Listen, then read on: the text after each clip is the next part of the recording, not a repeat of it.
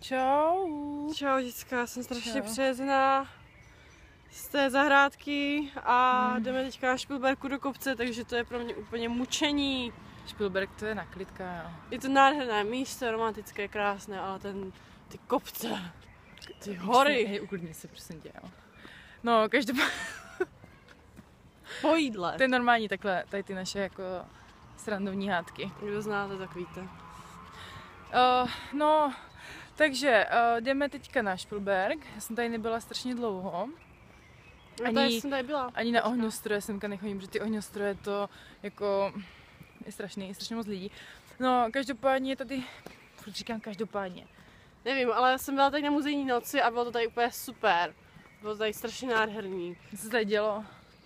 No, zpívají na tom hlavním náměstí, tam zpívali. Tam teďka dojdem, nebo ne? No, když to celý obejdem, tak jo.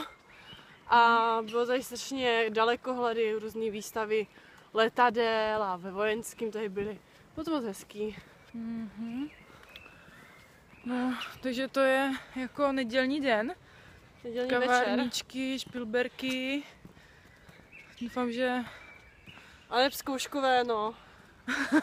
A ne zkouškové. Takové normální zkouškový.